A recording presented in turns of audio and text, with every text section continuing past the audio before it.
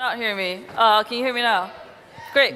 My name's Yan Zhu. I am a technology intern at the Electronic Frontier Foundation in San Francisco. Today I'm going to be talking about a project called the Aaron Swartz Memorial Hackathons.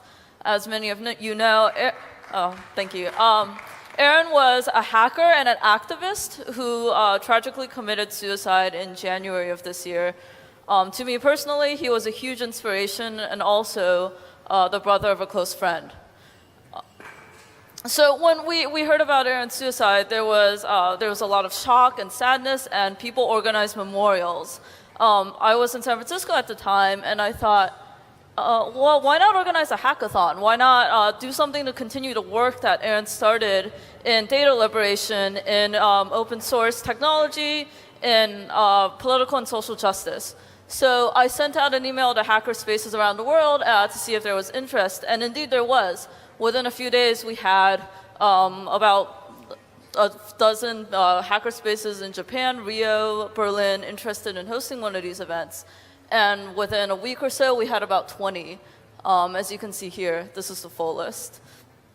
So I asked, what projects do people want to work on? And there was literally like 6 pages, right? They were incredibly diverse. There was building a book scanner.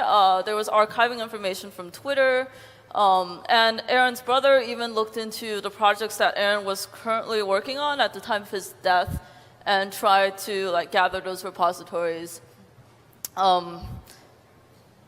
So at Noisebridge, which was the hackerspace I was most involved with, we had a 2-day event, and one example of a project we worked on was taking US government data and turning it into a much more manageable and readable format. And more pretty, as you can see by this website. We literally just started this project at the start of the hackathon, and within 2 days had a working website up and running. And other hacker spaces also seem to have great events. There was one in Bangalore that had videos. There was one in Vienna, as you can see by the photo.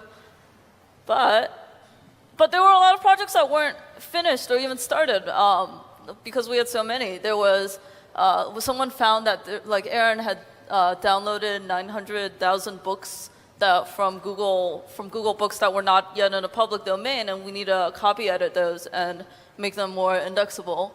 Aaron had an interest in writing a book on the American highway system and had done a lot of research for that.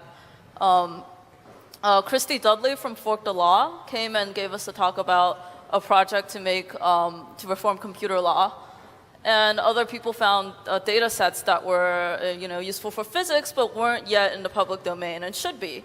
And if you want to see the full list of about 40 projects that were proposed, here's the link, tiny.cc/AaronSW.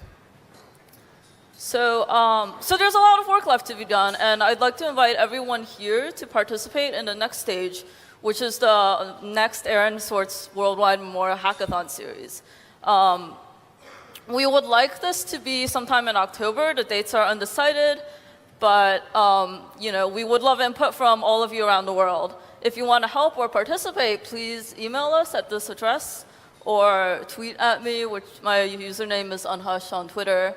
Or you can join us on IRC on OFTC/#AaronSWHack. We're also thinking about hosting an event in Berlin at Seabase right after OHM on Thursday for people who are going to Berlin. And as a last addition, if you want to talk to the organizers personally, a couple of us are at OHM, including me, obviously. And we were thinking of meeting at Noisy Square at 4:30 p.m. today. So that's all I had prepared. I think I did that a little faster than I expected. So, huge round of applause. Thank you.